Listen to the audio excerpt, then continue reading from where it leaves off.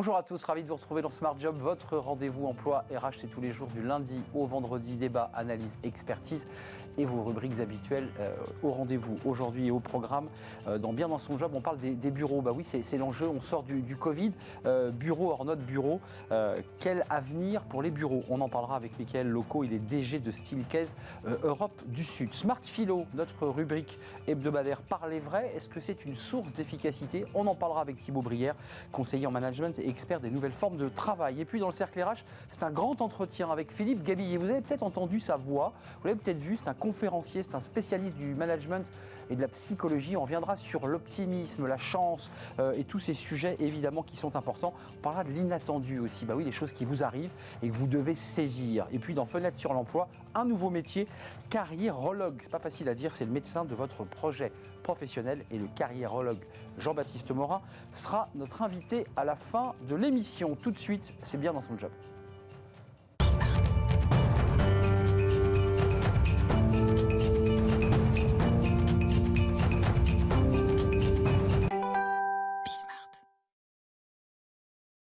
Bien dans son job, on a parlé au cours des saisons précédentes du bureau, de sa place, de son utilité. Est-ce que le bureau a encore de l'avenir? On en parle avec Mickaël Locaux. Bonjour Mickaël. Bonjour. Vous êtes directeur général de Steelcase sur l'Europe du Sud qui comprend l'Afrique et la France, évidemment, notamment le Maghreb aussi, bien entendu. Entreprise américaine, Steelcase. Oui. Combien de collaborateurs dans le monde? Un peu plus de 10 000 collaborateurs dans le monde. En France, 1000 collaborateurs? Voilà. Des usines et beaucoup d'implantations industrielles et des collaborateurs répartis un peu partout sur le territoire. Alors cette question, évidemment, vous devez vous attendre à ce qu'on vous la pose régulièrement. Est-ce que le bureau a encore de l'avenir? Parce qu'on a vu des travailleurs, des collaborateurs qui sont partis avec l'ordinateur à la campagne et qui bossent à distance et qui disent à leur DG, à leur RH, nous on n'a plus besoin de bureau. Il y a encore besoin de bureau? Alors, oui, il y a encore besoin de bureaux et il y a encore besoin de bureaux pour différentes raisons parce que ces collaborateurs qui sont partis à la campagne, il y a des certains moments où ils disent j'aimerais bien quand même revenir parce que je me sens un peu déconnecté, je ne sais plus trop ce qui se passe dans l'entreprise, puisque mine de rien, à la machine à café, ils se racontent beaucoup plus de choses que derrière Teams ou Zoom. Et les dirigeants d'entreprise font face aussi à des sujets comme la démotivation des salariés, une baisse de productivité sur certaines activités. On en a besoin pour se réunir de ces bureaux, pour se rassembler.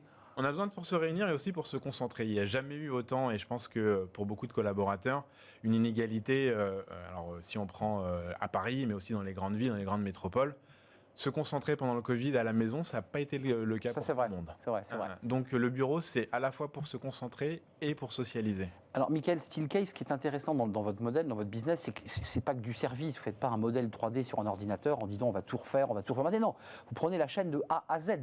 C'est-à-dire que vous avez des clients et puis vous leur fabriquez ces bureaux. Vous les accompagnez et vous les installez. Tout à fait. Alors on accompagne les clients sur toute la chaîne de valeur. Et ce que l'on fait le mieux, au-delà de la fabrication et de l'installation, c'est surtout de les accompagner et les conseiller sur l'impact de travail. C'est-à-dire quand vous dessinez un bureau, quand vous réfléchissez à la manière dont vous aménagez, d'ailleurs ce studio est un bon exemple, c'est pas pour rien qu'on est à cette distance. C'est vrai. On réfléchit à ces choses-là. Quand vous rentrez dans une bibliothèque, dans une église, les choses ont été aménagées pour que vous baissiez votre voix. Ça doit être pareil pour le bureau. C'est comment faire en sorte pour que les collaborateurs puissent être productifs. Ça doit être un levier de productivité. Mais il y a quand même une petite révolution, Mickaël, vous ne pouvez pas le contester, avant Covid, après Covid. C'est-à-dire que vous aviez des intuitions chez Steelcase où les clients disaient bah non, j'y crois pas trop. Puis le Covid, en fait, a accéléré les processus de transformation. Ça a été une formidable accélération, en effet. Et surtout une confirmation des tendances. C'est-à-dire que le bureau aujourd'hui, ce n'est pas quelque chose qui doit être statique, figé. Ça doit être un outil qui permet de faire différentes choses, notamment les 5 choses que l'on fait durant la journée. Vous avez parlé de collaborer, se concentrer, aussi socialiser, apprendre et peut-être aussi se régénérer. Je pense que c'est des notions importantes. Et ça ne se fait pas uniquement derrière un bureau assis et figé. Il doit y avoir différents espaces pour ça. Donc dans les propositions que vous faites, parce que vous avez évidemment une valeur ajoutée, vous apportez une contribution, qu'est-ce que vous leur dites à vos clients? Il faut un espace où on peut s'isoler pour téléphoner, il faut aussi un espace où on puisse souffler, pourquoi pas faire un peu de yoga. C'est quoi les nouveaux espaces de bureau que vous inventez là? Alors les nouveaux espaces du bureau, il y en a un qui est assez symbolique dans l'ère post-Covid. Le premier, c'est la place du village. C'est cet endroit où les collaborateurs puissent se retrouver, puissent interagir entre eux. Alors travailler, Parce qu'en fait, l'entreprise, c'est finalement le seul endroit où les collaborateurs puissent expérimenter la culture d'une entreprise. Donc si vous ne pouvez pas la toucher du doigt, la montrer, la voir, la ressentir, eh bien finalement, le collaborateur perd le lien avec l'entreprise. Alors, il y a deux sujets qui sont sur la table et qui finalement se sont accélérés pendant la période Covid. C'est le flex office. Alors, il y a eu pas mal d'articles dans la presse spécialisée, même dans la presse généraliste, où on avait des témoignages de collaborateurs qui disaient « Moi, j'ai pas envie d'un flex office où je tire mon bureau, j'ai un numéro, je me connecte. » Est-ce que vous êtes sur cette ligne? Vous dites après tout, on va vers le flex office ou est-ce que vous vous adaptez? Comment ça se passe, ça? Alors, on est sur la ligne de « Il faut que le bureau soit mieux qu'avant ». Parce que les collaborateurs, le matin, quand ils se réveillent, ils ont le choix entre chez eux et le bureau. Il faut leur offrir quelque chose. De mieux. Qu'est-ce que ça veut dire mieux?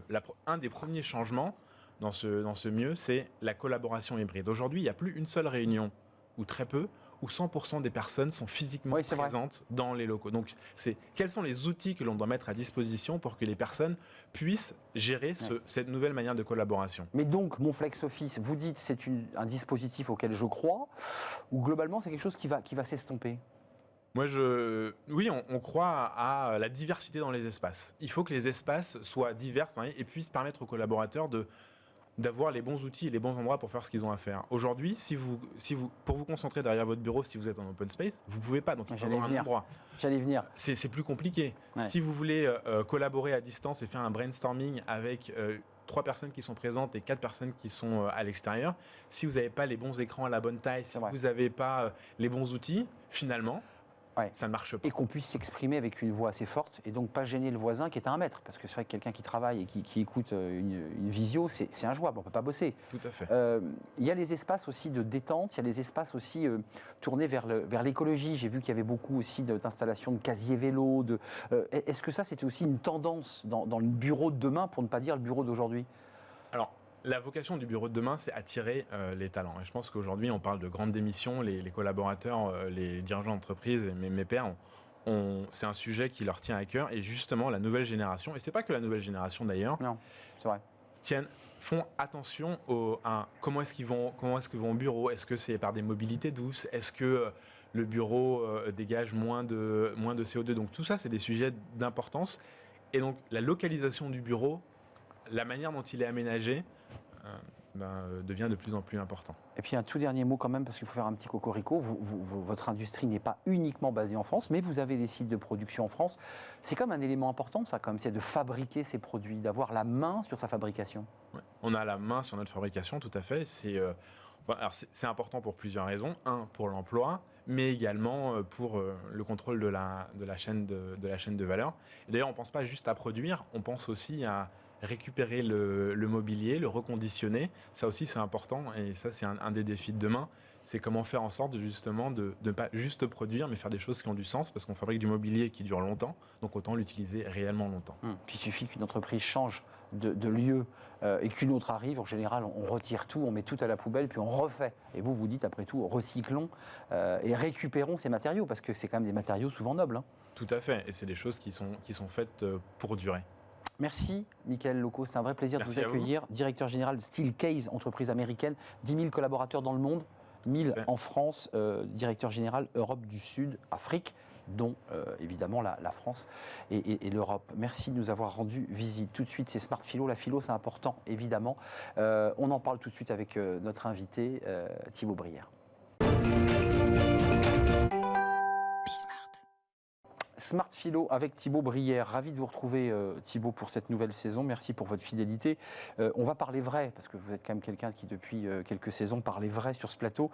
Conseiller en management et expert des nouvelles formes de travail, auteur de ce livre Toxic Management, sorti chez Robert Laffont. D'abord, qu'est-ce que dire les choses? Pour commencer par le début, parce que dans l'entreprise, pour le dire de manière un peu édulcorée, parfois, on tourne sa langue 7 fois dans sa bouche pour dire quelque chose, parce qu'on a l'impression qu'on va dire à la fois une bêtise, que ça va gêner le patron, que c'est très difficile de parler, de dire les choses dans l'entreprise.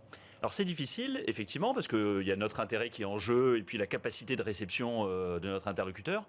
Mais il faut oser simplement parce que, l'entreprise en a besoin et nous-mêmes, nous en avons besoin. On a besoin, c'est la philosophe Simone Weil avec un W qui parle de la vertu purgative du langage.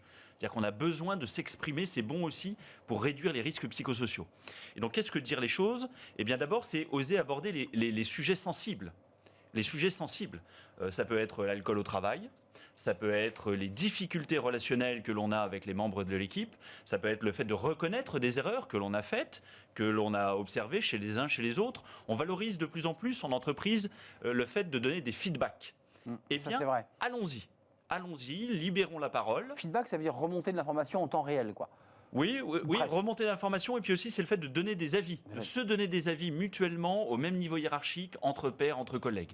Et donc c'est oser aborder les sujets sensibles là où d'habitude on a tendance à les mettre sous la table, à les glisser sous la table en se disant que ça va se résorber tout seul. Et en fait, la plupart du temps, ça ne se résorbe pas tout seul, au contraire, ça ne fait qu'amplifier le problème. Alors, il y a l'idée de ce que vous évoquiez de Simone Weil, la philosophe sur la vertu purgative, et puis il y a aussi un vrai sujet qui nous concerne, d'ailleurs nous aussi les journalistes, c'est briser les éléments de langage, de novlangue qui ne veut absolument rien dire avec des mots comme ça qui sont un peu vidés de leur sens.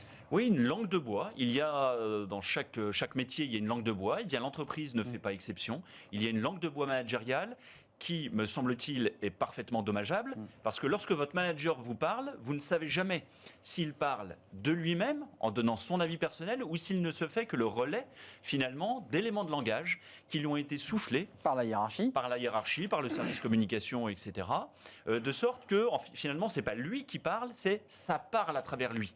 Finalement, il n'est que le relais d'une parole officielle, et c'est ce qu'on appelle donc une langue de bois. Et il faut, je crois, on a besoin justement de sincérité pour établir une bonne ambiance dans une équipe. Si votre manager, vous ne pouvez pas lui faire confiance sur sa capacité à lui, à vous dire les choses franchement, c'est délétère pour l'ambiance. Je ne veux pas défendre les managers sur ce plateau, mais souvent on les défend parce qu'ils ont une situation de cymbale. C'est-à-dire que d'un côté, il est quand même porteur de la voix et de la hiérarchie, puis de l'autre côté, il a des collaborateurs qui sont parfois en souffrance. C'est pas si simple quand même de dire les choses. Non, c'est pas simple, et c'est la raison pour laquelle l'injonction à parler vrai vaut à la fois pour le management, c'est vrai, mais également, voire surtout, pour les collaborateurs qui souvent se mettent davantage de bâtons dans les roues, si je puis dire, s'interdisent, s'autocensurent davantage finalement qu'ils ne peuvent, enfin qu'ils ne devraient. Et en fait, mais là, c'est aussi quand même le rôle du manager que de parvenir à inciter les membres de son équipe à dire les choses, à requérir, lui, comme un service qu'on lui rend, le fait qu'on lui dise les choses. Parce que lui en a besoin pour améliorer l'existant. Bien nommer les choses, appeler un chat, mais est-ce qu'il y a une utilité à dire les choses? Parce que, pour le dire simplement, parfois on dit il vaut mieux rester silencieux que de s'exprimer. C'est ce qu'on entend parfois. Parfois, il faut mieux rester dans le silence que de s'exprimer. Vous dites quand même non, il faut le dire. Alors tout dépend naturellement du contexte. Si vous avez un manager, votre expérience vous a appris qu'un tel de votre collègue, un jour, a dit les choses et il a disparu de l'organigramme, naturellement, il est logique que vous mettiez en retrait, qu'on soit à minima hésitant. Donc ça, je le comprends très bien. Mais là, le problème, là, c'est le manager. En revanche... Mais ça renvoie, excusez-moi, avec la notion de lanceur d'alerte, parce qu'il nous reste un petit peu moins de 3 minutes. Il y a les mots de feedback, je dirais, très, très entrepreneuriaux et corporate. Puis il y a des choses plus graves. Le fait de s'exprimer pour dire des choses graves de l'entreprise. L'organisation en a besoin. Il faut briser l'omerta professionnelle parce que l'entreprise a tout intérêt à ce que ses salariés, ses collaborateurs parlent vrai. Et ça veut dire améliorer les mécanismes de whistleblowing, c'est-à-dire de lanceurs d'alerte, pour faire en sorte de diminuer le risque de réputation de l'entreprise. Et le 1er septembre 2022, entre en application, il y a des décrets d'application d'une loi qui a été votée il y a quelques mois, qui fait rentrer dans le champ des lanceurs d'alerte, les dérives managériales. C'est-à-dire que jusqu'à aujourd'hui, les lanceurs d'alerte ne devaient être que dans le domaine environnemental ou le domaine sanitaire, et maintenant... Ou financier. Effectivement, avec UBS, notamment. Et aujourd'hui, donc les entreprises sont davantage en risque parce que les salariés percevant du harcèlement moral peuvent maintenant se prévaloir du statut protecteur de lanceur d'alerte, de sorte que l'entreprise a tout intérêt à faire en sorte que petit à petit, les gens disent les choses, qu'il y ait des process exprès pour cela, sans quoi, eh bien, cette personne qui ne sera pas entendue en interne va aller en parler à l'extérieur. Il y a quand même, pour conclure, l'idée, parce que ceux qui nous regardent se disent, bon, tout ça c'est bien beau, c'est théorique, bien sûr que j'ai envie de dire les choses. comment on les dit, ces choses? Parce qu'il y a quand même aussi la forme, la manière dont on s'exprime, l'agressivité, l'espèce de qui donne l'impression que le manager est agressé. Comment on doit les dire, ces choses? Alors c'est fondamental, effectivement. Il faut dire les choses, alors d'abord sans détour, avec la manière, mais donc là, il y a des formations, je crois. Véritablement, il faut accompagner les gens à être formés à dire les choses avec la manière, formés à la prise de parole en public, parce qu'il y a des personnes également qui ne sont pas à l'aise de s'exprimer éventuellement en public lors de leur réunion d'équipe mensuelle. Bien sûr. Et également former les managers. Eh bien, enfin, pour vous répondre directement, en fait, ça s'apprend par l'accoutumance, c'est par la pratique. Plus on aura lors de la réunion opérationnelle mensuelle, par exemple, l'habitude de se dire les choses entre collègues, plus on apprendra à les dire avec la manière. Et puis il y a également le non-verbal. Essentiel. Le non-verbal dit beaucoup de choses. Un dernier mot de conclusion, il y a aussi quand même l'importance de détecter les signaux faibles. Parce que là, on est côté manager, il faut que le manager soit capable d'aller chercher ces signaux faibles. C'est pas si simple. Nos parents nous ont appris à parler. Nous devons maintenant apprendre à écouter. Et écouter, ça veut dire discerner effectivement les signaux faibles. Ce qui dit des choses sans se dire pour autant oralement, verbalement. Et ça, c'est une qualité essentielle à développer. Les soft skills, ça fait partie des soft skills essentiels des managers qui doivent faire partie des critères de sélection. Donc un peu de finesse et de la psychologie de la part des managers. Oui. Merci Thibaut Brière pour cette explication du parler vrai, de dire les choses. Ça fait penser d'ailleurs à un poème de Paul Éluard qui s'appelle Tout dire. Je vous invite à On parle de parésia en philosophie. Exactement. Capacité à dire les choses franchement. Très très beau poème. Merci Thibaut Brière. Toxic Management, c'est votre livre chez Robert Laffont. On fait une courte pause et on va rester un peu dans le sujet puisqu'on va recevoir un conférencier qui est un spécialiste de management, mais aussi de psychologie, Philippe Gabillet. Ça sera le grand entretien du cercle RH. Il sera notre invité parce qu'il lie évidemment l'économie, mais aussi la chance, l'inattendu, l'optimisme, tous ces sujets-là, et il les percute, il les fait entrer dans l'entreprise. On en parle avec lui. Il est notre invité dans le cercle RH juste après la pause.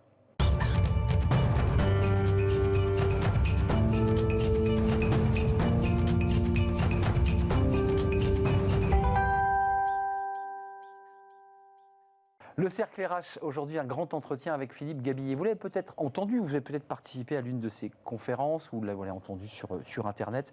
Merci Philippe Gabillet d'avoir répondu à notre invitation. Merci, je suis ravi d'être là. Vous êtes un homme très occupé, vous êtes un conférencier, on y reviendra, professeur de psychologie et de management à l'ESCP Business School. Et vous parlez de l'optimisme, de la chance, de l'inattendu. On va parler de l'inattendu en particulier, c'est votre dernier livre, L'art de se laisser surprendre. D'abord, un petit mot sur vous quand même, parce que moi je vous ai écouté dans une conférence, donc au dehors et au-delà d'un plateau de télévision, j'ai trouvé ça à la fois passionnant, drôle, déroutant, et autour de moi il y avait que des DRH, de très grandes entreprises. Et quand vous avez terminé cette conférence, que vous illustrez d'ailleurs par des petites animations souvent très très drôles, et vos livres sont parfois aussi comme ça truffés de drôleries, je me suis dit mais qu'est-ce qu'ils en gardent, ces DRH? Qu'est-ce que vous leur apportez? Qu'est-ce qui fait que quand ils remontent dans leur voiture, ils ont été transformés, selon vous? Alors, moi je pense vraiment que c'est la grande différence qu'il y a d'ailleurs entre un formateur ou un prof, ce que je suis parfois, Et vous l'êtes. et un conférencier. Un prof, dans le fond, ou un consultant, c'est quelqu'un qui est là pour apporter un contenu, avec beaucoup de contenu, si possible avec un petit peu d'impact quand même, pour que ça marque les mémoires. Alors que le conférencier, c'est le contraire. On est là pour apporter d'abord de l'impact.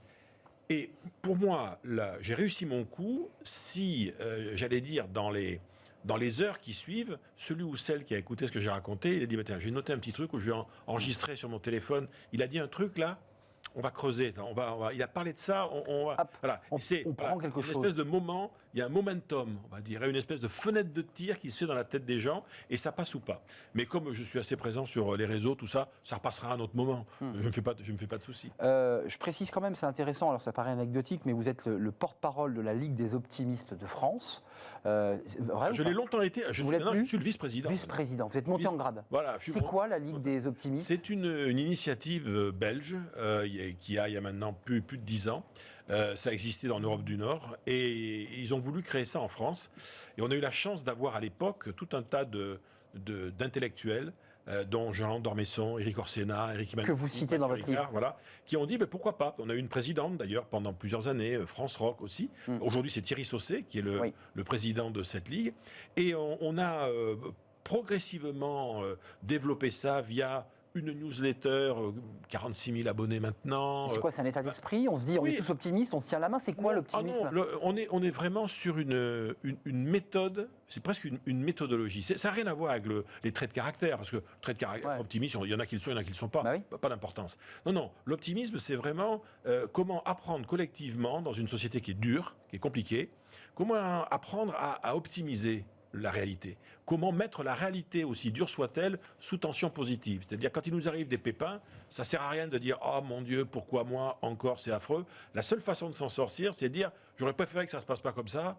Et c'est arrivé, donc maintenant, qu'est-ce qu'on va essayer d'en faire? Donc on est vraiment dans une logique d'optimisation de la réalité. Et puis vous êtes aussi président honoraire de l'Association internationale des optimistes sans frontières. Voilà, qui faisait partie aussi de l'affaire belge au départ. Je l'ai été que 2 ans. Un mot, parce qu'on vous associe management et psychologie, on voit qu'il y a quand même chez vous, même dans vos conférences, il y a beaucoup de psychologie, il y a beaucoup... Et ça, c'est un travail, on va en parler, mais vous êtes passé par l'entreprise. J'ai vu dans votre parcours. J'ai démarré. CNP Assurance. J'étais à la CNP, j'ai été dans le conseil, j'ai été élu dans une fédération professionnelle qui était les dirigeants commerciaux de France pendant plusieurs années. Et de toute façon, j'ai toujours travaillé avec des dirigeants, ne serait-ce qu'à travers, par exemple, des interventions au sein de l'APM, de clubs de dirigeants comme Germe ou autres. Donc, j'ai toujours été en contact avec eux, même aussi à travers du coaching, à travers de l'accompagnement d'un certain nombre de domaines. Mais ça vous manque pas l'entreprise, Philippe? L'idée de revenir dans l'entreprise, vraiment, les 2 pieds dedans? Non, franchement, moi, au départ, dans la vie, ce qui m'intéressait, c'était la littérature et le théâtre. J'ai 65 ans et j'ai bien l'intention maintenant de faire vraiment sur ce qui m'intéresse. L'entreprise, j'aurais travaillé pendant, une trentaine d'années. Voilà, la boucle est bouclée, maintenant je passe à autre chose. Honnêtement, je passe à autre chose. Voilà, je vais plus m'intéresser je vais davantage lire la revue Lire, Books, le magazine littéraire, plutôt que les Échos. Voilà, à l'âge que j'ai maintenant, j'ai envie de partir sur autre chose. Cette interview n'est pas une psychanalyse, mais est-ce que finalement vous n'êtes pas trompé de chemin dès le départ? Non, parce que si j'étais parti dans ce que je voulais faire vraiment au départ, mais c'était dans les années 70, c'était plus ou moins évident, qui était de faire du spectacle et du théâtre, j'aurais pas gagné l'argent que j'ai gagné en étant conférencier, expert, etc. Donc, je passe quand même une grande partie de ma vie sur scène. Moi, je fais 90 conférences par an dans des grandes salles, etc. Je m'éclate totalement.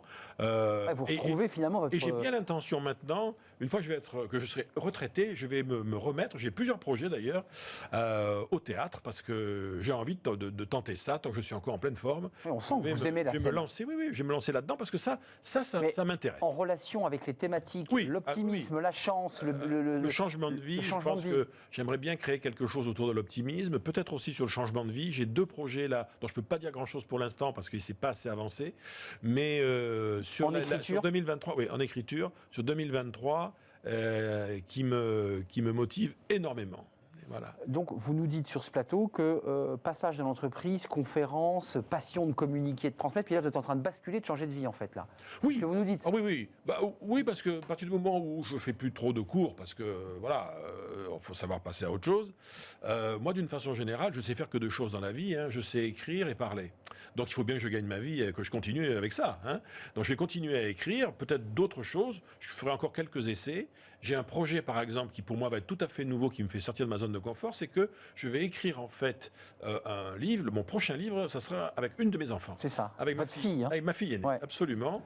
Et qui sera d'ailleurs en premier auteur. Et donc là, va falloir que j'apprenne comment est-ce qu'on appelle la position basse. Exact. Pour lui laisser l'espace nécessaire. Je pense que ça va être une très belle expérience entre un père et sa fille. Revenons à la fois à votre livre et à l'actualité, parce que vous l'observez, vous la commentez d'ailleurs sur scène, puisque vous avez raison, c'est un vrai jeu scénique que vous faites en conférence. On a un président de la République qui nous dit du sang et des larmes, globalement, en Conseil des ministres, qui nous dit « Attendez, ça va être terrible ». On a une première ministre qui dit on va taxer les super profits. Elle nous dit hier qu'on va peut-être manquer de carburant et de gaz pour les entreprises. Enfin, l'optimiste, celui qui a travaillé sur la chance, comment il regarde cette actualité qui, objectivement, ne nous rend pas très optimistes? Je pense que sur les 2 intéressés que vous avez évoqués, pour qui j'ai beaucoup de respect, ils sont très forts. Ils sont très forts parce qu'on ose penser ce que l'on aurait dit s'ils avaient dit ça va très bien se passer. Vous en faites pas, mais vous allez voir Vladimir, on va le rouler dans la farine, mais ça va être formidable. L'énergie, vous en faites pas, c'est un problème d'organisation, la logistique suivra. Bon. Et s'ils avaient dit on ne sait pas, on attend, on observe, Il vaut mieux dire carrément, mettre le réel sous tension négative et dire aux gens, ça va très mal se passer. Attention, ça va être compliqué. Parce que dans le fond, on est dans cette situation très paradoxale où on n'est jamais à l'abri d'une bonne surprise. C'est-à-dire que si par hasard, en fait, on trouve des solutions et que ça se passe pas mal, on dit, voyez, voilà, on vous avait annoncé le pire, le pire n'est jamais certain, on a réussi à faire. Donc, je pense que c'est plutôt malin et sincèrement, je ne crois pas non plus qu'il y a une partie de la population qui est véritablement en inconfort et en souffrance, c'est incontestable. Bon. Par ailleurs, après, on va avoir des doutes. Tout ce qui est classe moyenne supérieure, il y a du doute. Il y a, est-ce que vraiment les gens sont moins partis en vacances? Est-ce que ça consomme moins? Les gens vous disent, vous vous rendez compte, on a un problème, il n'y a plus de moutarde. Oh, il n'y a plus de moutarde. Ah ma pauvre dame, alors je comprends, dites donc c'est compliqué. Avec les frites, c'est quand même pas mauvais. Voilà. Ouais. Et puis je suis en train de refaire mon appartement. Mais vous savez que les artisans, ils m'ont planté 3 fois le devis, ils me l'ont augmenté. Enfin, vous trouvez que c'est un peu... Beaucoup plus de gens que l'on croit. Ouais. Voilà. Et faut vraiment mettre de côté ceux qui sont en difficulté, en souffrance, et puis ceux, je dirais, et celles qui, en fait, encore aujourd'hui, continuent à avoir des marges de manœuvre. Parce que tout le problème, en fait, il est là. On vit dans une société où il y a fondamentalement 2 types d'acteurs. Il y a des gens qui ont les capacités et les marges de manœuvre, même si parfois elles sont plus tendues, et il y a malheureusement ceux qui sont en déficit de capacité de marge de manœuvre et qui sont dans un sentiment d'impuissance. Qui subissent. Et le sentiment d'impuissance débouche presque automatiquement, au pire sur la tristesse, au mieux sur la colère, quoi. Donc voilà. Dans votre livre, il y a 2 petites phrases qui peuvent nous redonner le sourire dans ce contexte particulier, même si vous le relativisez, parce que c'est ce que vous dites, il faut relativiser aussi tout le bonheur du monde est dans l'inattendu. Vous évoquiez Jean d'Ormesson. C'était Jean d'Ormesson qui disait ça. C'est une très jolie phrase. Puis celle qui me donne le sourire, j'ai bien l'intention de vivre éternellement, et jusqu'ici tout se passe comme prévu. C'est Woody Allen qui est réalisateur de cinéma. Woody Allen, oui, qui avait dit ça. Elle vous colle bien cette phrase. Quand on vous entend en conférence, vous avez un peu ce style un peu tout à fait, de Woody Allen. En plus, l'aspect en recul. Un peu en recul sur les choses. Et en fait, ce qu'il nous dit, c'est que la vie en tant que telle, quand on la regarde en toute objectivité, c'est quelque chose de tragique. On disparaîtra tous, les gens qu'on aime disparaîtront, et tout ce qu'on aura fait dans notre vie tombera dans l'oubli. Donc, à partir du moment où cette vie est tragique, il n'y a qu'une seule alternative au quotidien, c'est la joie de vivre. Et sinon pour soi, au moins pour les autres. En dehors même quand les choses sont compliquées, moi je pense toujours à ce film à la fois terrible mais très beau, qui est La vie est belle. Oui, bien sûr. Magnifique film. Voilà, quand tout est perdu, et je cite souvent Jean Dutour, qui disait quand la situation est désespérée, il se peut que la seule sagesse soit l'optimisme aveugle.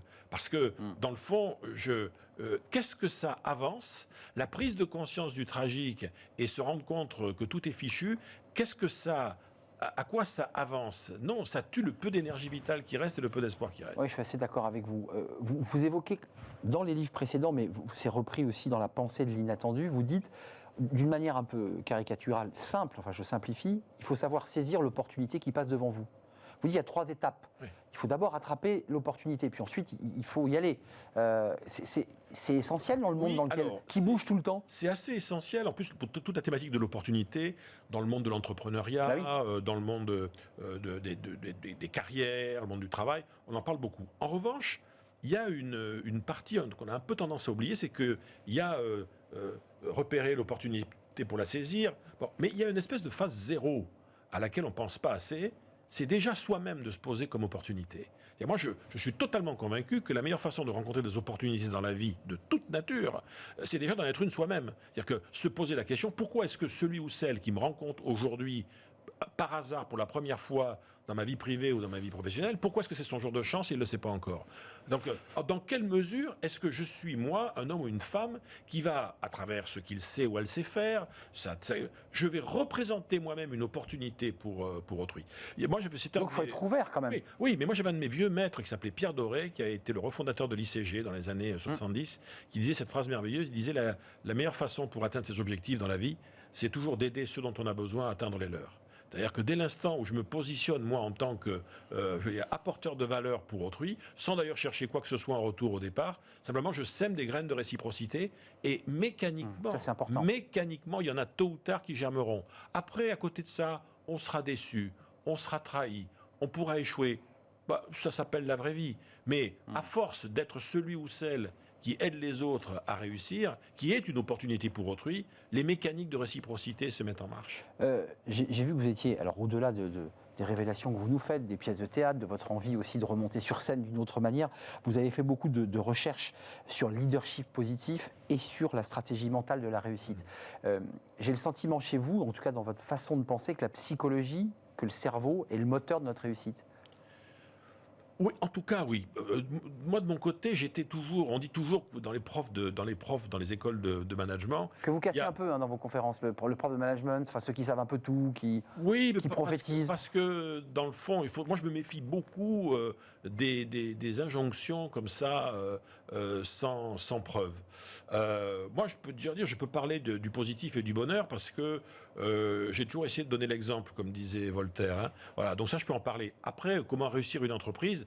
Je sais ce qu'on dit, ce qu'on raconte, et je pense que c'est en partie vrai, mais parfois, c'est pas si simple. Donc, il y a une part de mystère. Enfin, vous révélez l'idée qu'en fait, il y a des théories, puis il y a une petite forme de mystère aussi. Il y a surtout une part de non prévisible, ce qui est d'ailleurs un des thèmes de l'ouvrage. La caractéristique de la pensée managériale et de la pensée de gestion en général, c'est qu'elle est fondée sur la rationalité, sur la planification. Ce qui, en soi, tient la route, quoi. Si ce n'est que n'importe quel entrepreneur vous confirmera, il vous dira la plus grande surprise que puisse vous faire un plan d'action, c'est de se dérouler comme prévu, quoi. Parce que, surtout en période Covid. Surtout en période Covid. Oui, bien sûr. Nous, on a été surpris partout. On a été surpris par le virus, on a été surpris par la façon dont ça a été géré au niveau politique, après on a été surpris par Vladimir, là on a été surpris par les incendies, maintenant on est surpris par l'inflation, même les grands ministres nous disent, bon, elle ne va pas durer, ceci, cela, puis tout compte fait, ça perdure. Mais la caractéristique du monde réel, c'est qu'il n'est fait quasiment que d'aléas. Et c'est la raison d'ailleurs pour laquelle il faut faire des plans. Parce que si on n'avait pas de plan, qu'est-ce qu'on ferait avec l'aléa ? Là, on serait vraiment désarmé. Mais il faut accepter que l'inattendu soit la règle. En fait, vous nous dites, il faut faire des plans qui ne servent pas à grand-chose, parce que globalement, au bout de 15 jours, ils sont caducs, on l'a vu pendant le Covid. Hein.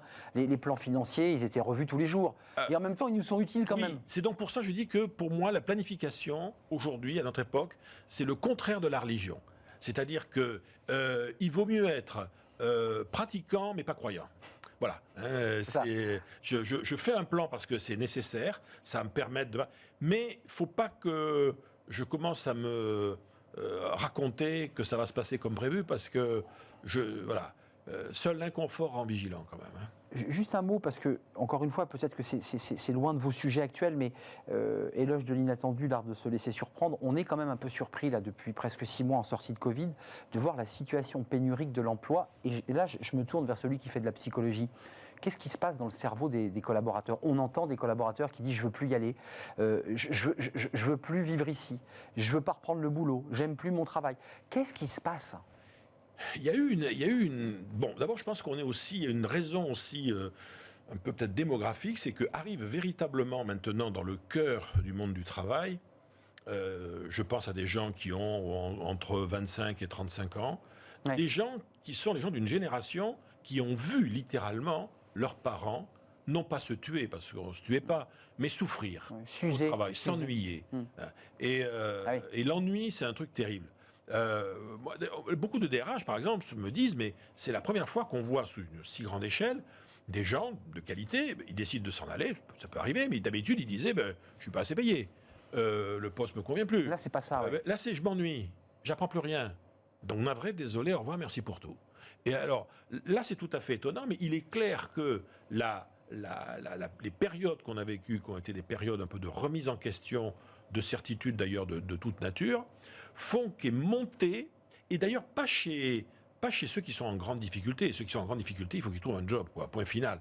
Mais chez, je dirais, ce qu'on appelle chez les inclus. La génération Z diplômée, quoi. Oui, les inclus, c'est cette notion de, il ne faut pas que je passe à côté de ma vie. Ouais, c'est ça. Avec d'ailleurs des choses tout à fait étonnantes, puisqu'on commence à revoir maintenant, à la période de Covid, beaucoup de gens sont partis, et on commence à voir, j'en discutais moi avec des agents immobiliers récemment, une espèce de moment de retour, des gens qui disent, bon, alors ok, on est parti pendant 1 an et demi. On a vu, bon, peut-être quand même... alors, Veni Vidi, quoi. Peut-être pas revenir à Paris, mais peut-être revenir en ville, quoi. C'est-à-dire que des bonnes conditions de vie, la campagne, ça va. Mais non, mais tout compte fait, Angoulême, centre-ville, c'est pas mal aussi. Donc vous pensez qu'il y a un reflux possible ?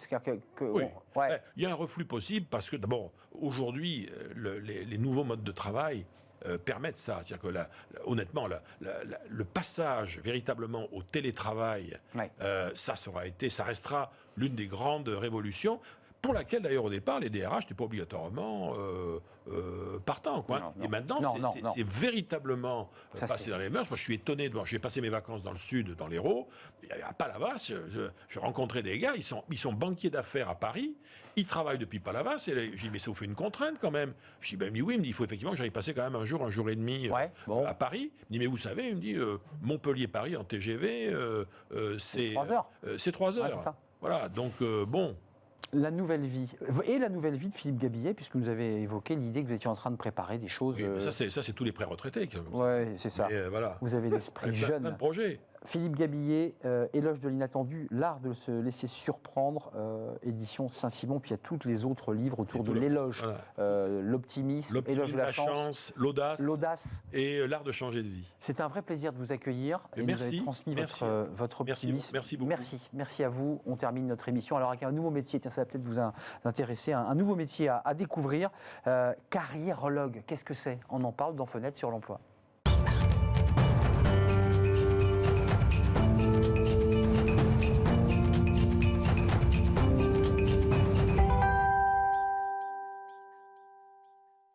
Fenêtre sur l'emploi avec un nouveau métier et un nouveau mot. Je ne vous cache pas que je l'ai découvert. Carriérologue, qu'est-ce que c'est donc ? On en parle justement avec Jean-Baptiste Morin. Bonjour Jean-Baptiste. Bonjour. Alors vous êtes carriérologue Oui. Et fondateur de la méthode Behave.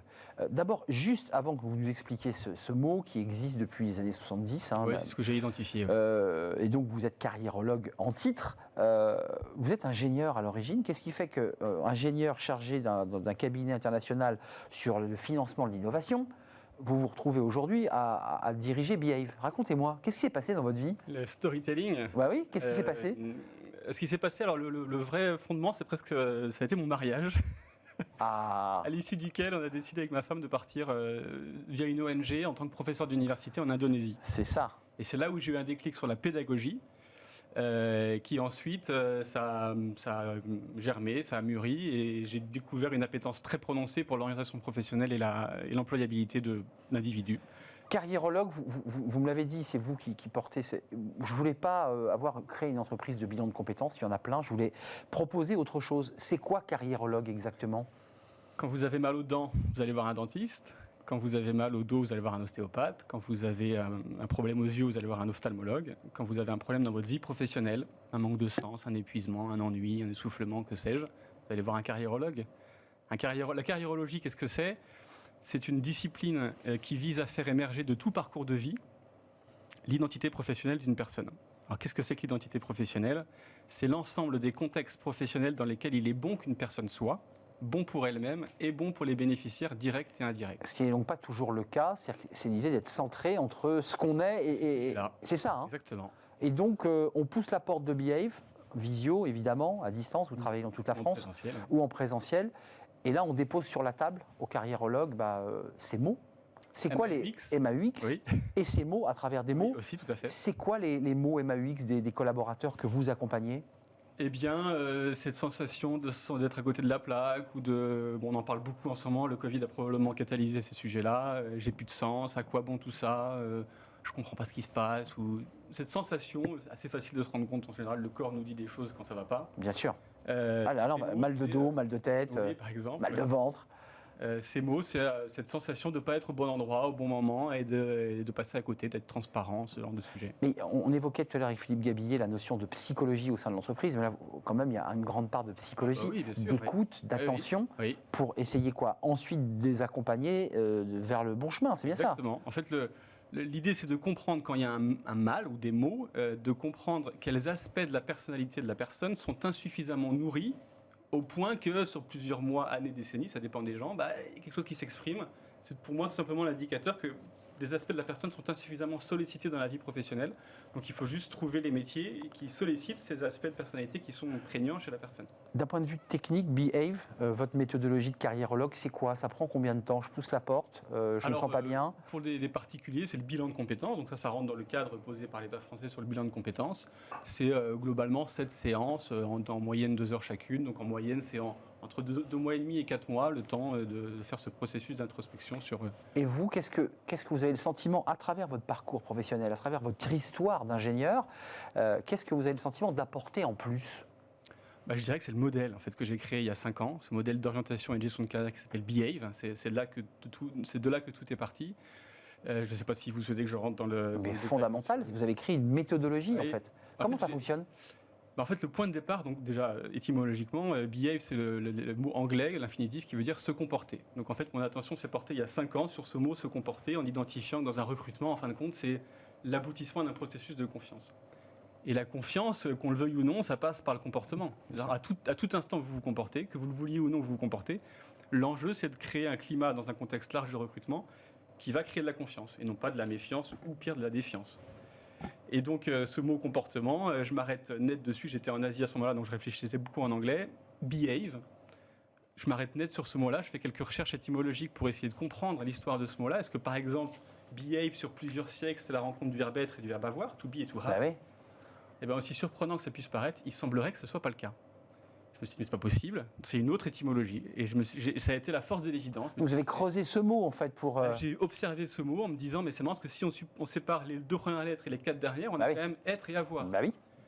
Et donc cette intuition que j'ai eue, c'est de se dire que pour qu'une personne ait un comportement aligné dans un recrutement ou dans l'exercice de son travail, si cette personne peut bien comprendre qui elle est, to be, sa personnalité, son tempérament, son caractère, ses qualités singulières.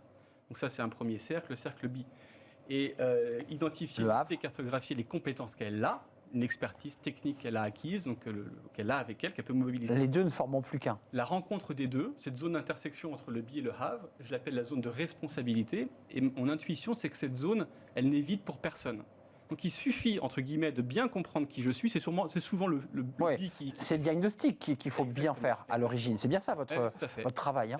De manière à pouvoir mettre au centre des choses. Exactement. Identifier les contextes professionnels qui nécessitent des caractères, des traits de personnalité que j'aurai, que j'ai par ailleurs, et des compétences.